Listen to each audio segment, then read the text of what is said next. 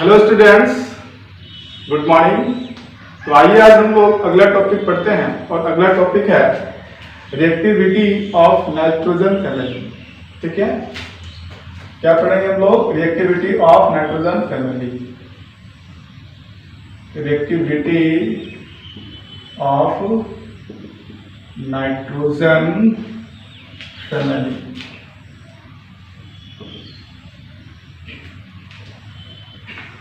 इसका मतलब यह हुआ कि नाइट्रोजन फैमिली में जितने भी एलिमेंट है ये किन किन चीजों से साधारणतः रिएक्शन करता है। तो जो कॉमन है, और वो कॉमन क्या है? हाइड्रोजन, ऑक्सीजन और हाइड्रोजन। ठीक है, इन सभी से इसका रिएक्शन बहुत ही आसानी से होता है और ये रिएक्शन करके कुछ कंपाउंड का निर्माण करते हैं। और उन्हीं कंपाउंड के बारे में आज हम लोग पढ़ने जा रहे हैं कि कौन कौन से कंपाउंड ये बनाता है। तो सबसे पहले देखेंगे कि रिएक्टिविटी टुवर्ड्स हाइड्रोजन।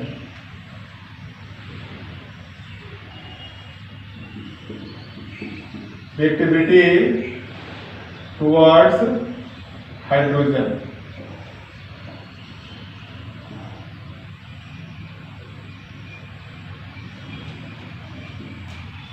तो जब भी ये हाइड्रोजन के साथ रिएक्शन करेगा तो ये हाइड्राइड का निर्माण करेगा। जैसे कि अगर हम लोग बात करते हैं N2 प्लस H2 रिएक्शन करेगा तो ये हाइड्राइड यानी NH3 देगा। इस प्रकार से ये NH3 अमोनिया का निर्माण करता है। इस हाइड्राइड का नाम है बेसिकली अमोनिया। तो ठीक उसी प्रकार से ये सभी जो है जितने भी मेंबर हैं हाइड्राइड का निर्माण करेंगे। जैसे कि हम लोग कहेंगे ये एक हो गया ammonia, NH3, PH3, ASH3, SBH3 और BiH3। तो ये सारे मॉलिक्यूल्स हैं जो हाइड्रोजन के साथ कंबाइन करके ये हाइड्राइड का निर्माण करता है। अब हम कहेंगे कि जो हाइड्राइड जो है, ठीक है, ये सभी का जो हाइड्राइड होगा तो स्ट्रक्चर की बात करते हैं। Structure of hydrides.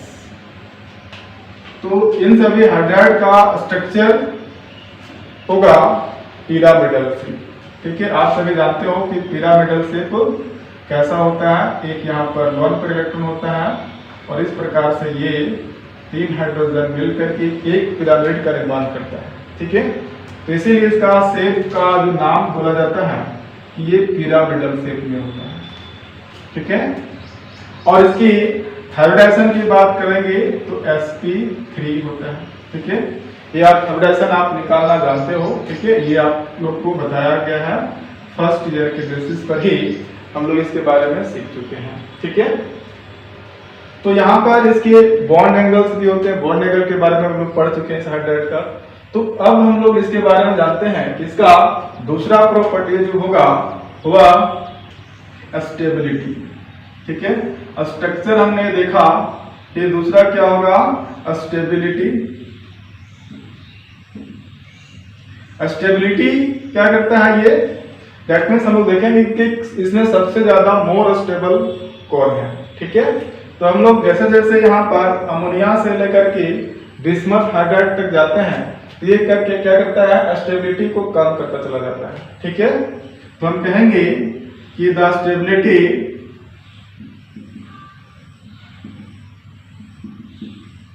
Of hydrides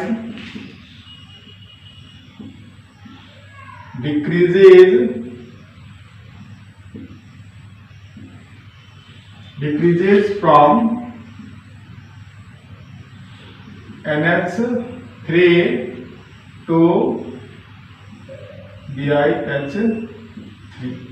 ठीक है, इसकी स्टेबिलिटी क्या होता है कि जैसे जैसे अमोनिया से बिस्मथ की ओर जाते हैं, बिस्मथ हाइड्राइड की ओर जाते हैं तो इसकी स्टेबिलिटी कम होने लगता है। ठीक है, इसका कारण क्या है कि ये नाइट्रोजन जो है स्मॉल होता है, इलेक्ट्रोनेगेटिव ज्यादा होता है, और हाइड्रोजन इलेक्ट्रोपॉजिटिव ज्यादा होता है। इनके बीच में फोर्स ऑफ अट्रैक्शन क्या होगा? ज्यादा होगा, और ज्यादा होने से क्या होगा? ये आसानी से स्टेबल करेगा। तो इस प्रकार से हम लोग देख रहे हैं कि जैसे जैसे हम लोग टॉप टू बॉटम में आते हैं ग्रुप में तो क्या होता है कि इसकी साइज बढ़ते चला जाता है, और साइज जब बढ़ता है तो इसकी जो स्टेबिलिटी है कम होता चला, बॉन्ड वीक होता चला जाता है। तो ये कम स्टेबल होगा। ठीक है, फिर इसके बाद हम लोग बात करते हैं इसकी basicity.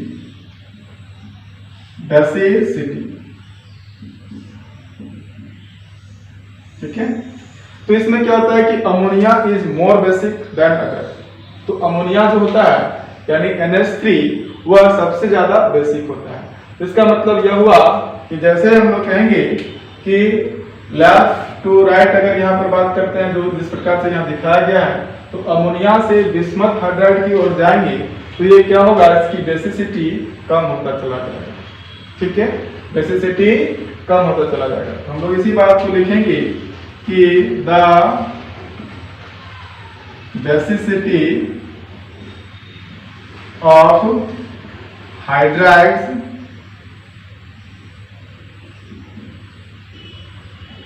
of the nitrogen family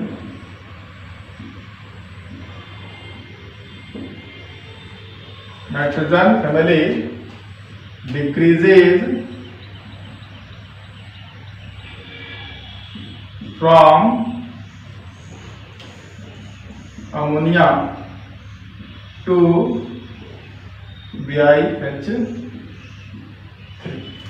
ठीक है, तो ये सारे देखें हम लोग किसकी जो है बेसिसिटी किस प्रकार से जो है यानी ऊपर से नीचे की ओर आने पर क्या होता है, घटता चला जाता है। यानी अमोनिया से बिस्मथ हाइड्राइड की ओर जाएंगे तो इसकी बेसिसिटी क्या हो जाएगा, यानी कम होता चला जाता है। फिर अगला जो प्रॉपर्टी है रिड्यूसिंग कैरेक्टर।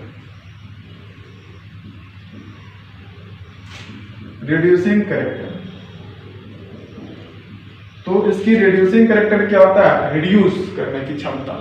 ठीक है, हाइड्रोजन को आसानी से जो निकाल देगा उसकी क्षमता क्या होगा, रिड्यूसिंग ज्यादा होगा। तो हम कह सकते हैं कि रिड्यूसिंग जो है एबिलिटी जो है बिस्मथ का ज्यादा, क्योंकि बिस्मथ का साइज का जो एटम है वो बहुत बड़ा होता है और बहुत बड़ा होता है। इस कारण से हाइड्रोजन और बिस्मथ के बीच का जो बॉन्ड होगा वो बहुत ही लॉन्ग होगा और लॉन्ग होने से वीक होता है। वीक होने से क्या होता है कि उसको आसानी से तोड़ा जा सकता है और जितना आसानी से यानी हाइड्रोजन वहां से रिलीज करेगा, ठीक है, तो उसकी स्ट्रेंथ जो है बढ़ता चला जाएगा, यानी रिड्यूसिंग एजेंट। ठीक है, तो हम कहेंगे कि रिड्यूसिंग कैरेक्टर जो है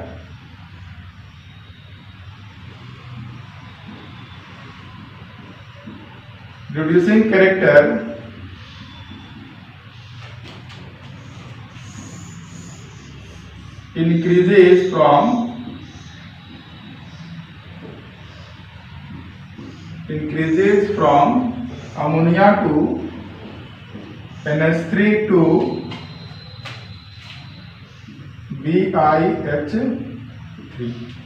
ठीक है, तो यहां हम कह सकते हैं कि ये जो है अमोनिया इज मोर बेसिक।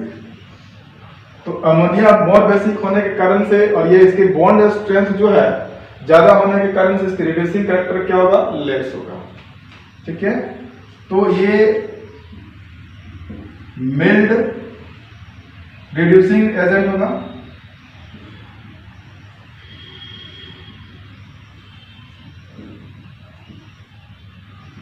और ये जो होगा स्ट्रॉन्ग रिड्यूसिंग एजेंट होगा।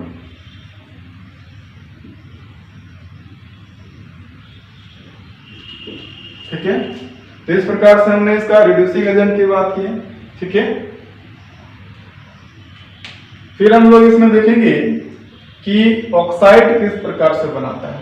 ठीक है, तो ये हम लोगों ने इसका प्रॉपर्टीज के बारे में देखें कि जो हाइड्राइड है, हाइड्राइड की किस प्रकार से प्रॉपर्टीज होता है, इसकी स्टेबिलिटी क्या होती है, फिर रिड्यूसिंग कैरेक्टर होता है, इसकी बेसिसिटी क्या होती है, इन सभी के बारे में हम लोगों ने जाना।